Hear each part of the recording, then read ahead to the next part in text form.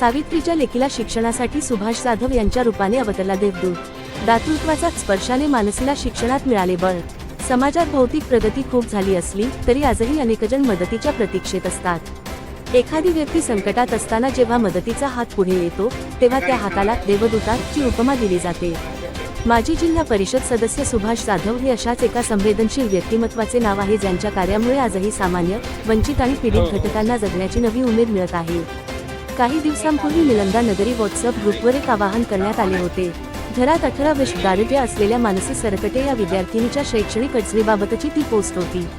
अनेकजण ती पोस्ट वाचून पुढे गेले असतील, पण सुभाष जाधव यांच्यातील संवेदनशील कार्यकर्त्याने तिथेच थांबण्याचा निर्णय घेतला. रविवार दिनांक 4 मे रोजी सुभाष जाधव यांनी प्रत्यक्ष संभाजीनगर गाठून मानसी सरकटे आणि तिचे वडील भीमसेन सरकटे यांची भेट घेतली. मानसीचे शिक्षण पैशांअभावी थांबू नये यासाठी त्यांनी केलेली आर्थिक मदत ही केवळ एका कुटुंबाला दिलेला आधार नसून एका मुलीच्या स्वप्नांना दिलेली उभारी आहे.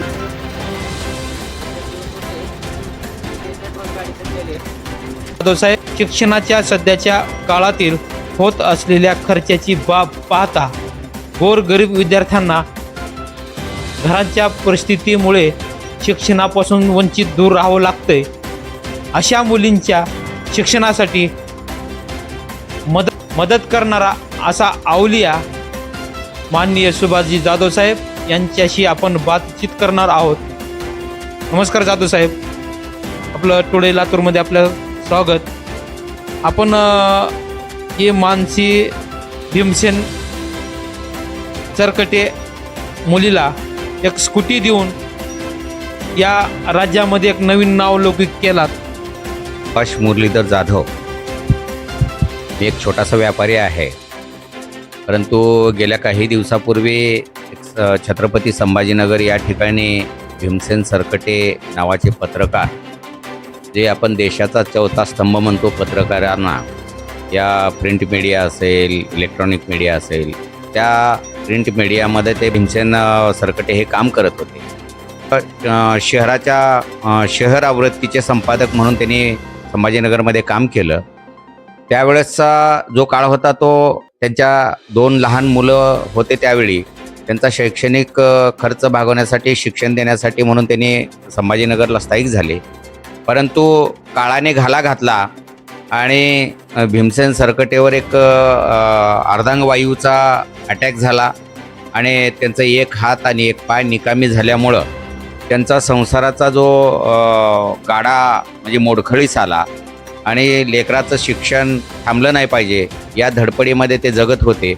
म्हणून आमचे माधव पिटले म्हणून ते सामनाचे प्रतिनिधी आहेत, जिल्हा प्रतिनिधी, त्यांनी एक आमच्या व्हॉट्सअप ग्रुपवर मेसेज टाकला की बाबा भीमसेन सरकटे हे आपल्या लातूर शहरामध्ये काही दिवस पत्रकार म्हणून काम केले, परंतु त्यांचा थोडासा अर्धांगवायूचा झटका आल्यामुळं त्यांचा दवाखान्याचा खर्च, त्यांचा कुटुंबाचा खर्च आणि विशेष म्हणजे लेकराच्या शिक्षणाचा खूप मोठा गंभीर प्रश्न निर्माण झालेला आहे.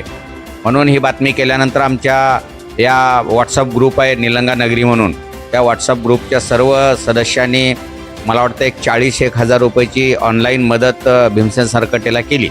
परंतु त्या 40,000 रुपयामध्ये त्या मानसीचं शिक्षणाची फीस भरता आली. परंतु जे काही त्या मुलीला 15 किलोमीटरचा अंतर आहे तिच्या घरापासून ते कॉलेजपर्यंतचा, जाण्या येण्याची व्यवस्था नसल्यामुळं आणि त्या बसचं, सिटी बस असेल किंवा ते कॉलेजची जी बस होती तिचं भाडं भरता येत नाही म्हणून ती मुलगी शिक्षणापासून वंचित राहत होती.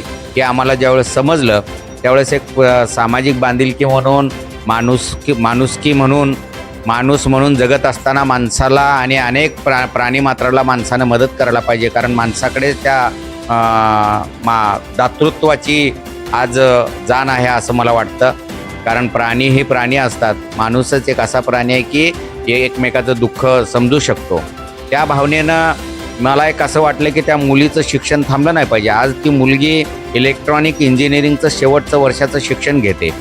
1 वर्ष जर आपण सर्वांनी आमच्यासारख्यांनी जर मदत केली त्या मुलीला, तर येणारं जे भविष्य आहे त्या मुलीचं अतिशय उज्ज्वल असेल आणि भीमसेन जोशी यांना अतिशय आनंददायी दिवस बघायला मिळेल.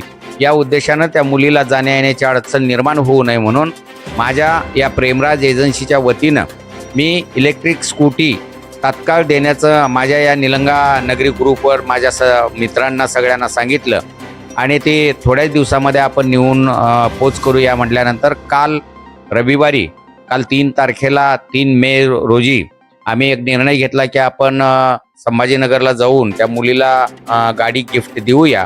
गाडी पाठवली होती ट्रान्सपोर्टनं, पण आमचा एक वेगळाच अनुभव आम्हाला काल अनुभवायला मिळाला की ज्या मुलीला आम्ही आनंद देण्यासाठी जात होतो आम्हाला एवढं दुःख सहन करावं लागलं रस्त्यानं की आम्हाला डिझेल मिळायचं नाही, पाणी मिळायचं नाही, अशी अवस्था आमची झाली. असं चांगल्या कामाला व्यत्यय येतात, परंतु मला एक स्वतःला आनंद आहे की त्या एका दलित कुटुंबाला त्या मुलीच्या शिक्षणासाठी थोडंसं म्हणजे आधार देता आला आणि त्या मुलीचा जाण्या येण्याचा तरी प्रश्न मिटवता आला.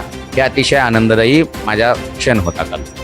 ते जे काही अशा गोरगरिबांचे लेकरं असतील त्यांच्या शिक्षणाच्या जर काही अडचणी असतील तर आम्हाला तुम्हाला पत्रकार म्हणून एक विशेष विनंती करायचं आहे की तुमचं लोकांशी कनेक्टिव्हिटी असते आणि काही जर असे दबलेले कुटुंब असतील आर्थिक परिस्थितीनुसार आणि त्यांच्या लेकरावाच्या शिक्षणासाठी जर काही अडथळा निर्माण होत असेल तर तुम्ही आम्हाला या तुमच्या चॅनलच्या माध्यमातून सर्व सामाजिक क्षेत्रामध्ये काम करणाऱ्या किंवा राजकीय क्षेत्रामध्ये काम करणाऱ्या लोकांना विनंती करतो की आम्हाला तर तशा कुटुंबाची माहिती द्या. जरी समजा आम्हाला माहिती नाही दिली तर तुमच्या नजरेत जर तसे कुटुंब आले तर निश्चितपणानं मदत करा, कारण तुमच्या मदतीची खूप गरज असते त्या कुटुंबाला. प्रत्येक माणूस हा आपापल्या संसारासाठी धडपडतोय, परंतु आपलं पण एक सामाजिक भान असलं पाहिजे की दबलेल्या कुटुंबाला शिक्षणासाठी असेल किंवा त्यांच्या आर्थिक अडचणीमध्ये थोडीशी मदत करता आली तर याच्यासारखं पुण्य या जगामध्ये कुठंच मिळणार नाही. तुम्ही तिरुपतीला जाता, पंढरपूरला जाता, साईबाबाला जाता, अनेक ठिकाणी देवदर्शन करता. मुस्लिम समाजाचे लोक मक्का मदिनाला जातात, तिथं देव नाही बांधवांनो. देव हा आपल्या शहरामध्ये आपल्या आजूबाजूलाच आहे, तो जिवंत आहे. त्या जिवंत देवाला जर आपण दान धर्म केला तर आपल्याला काहीही कमी पडणार नाही आणि एक सामाजिक जाण ठेवून आपल्या स्वतःमध्ये आपण जगावं तर आपल्याला खरा देव इथंच आहे अशी विनंती करतो आणि त्या देवाची पूजा करा एवढीच विनंती करतो आणि थांबतो. धन्यवाद. मी कलीम पठाण, टुडे लातूर.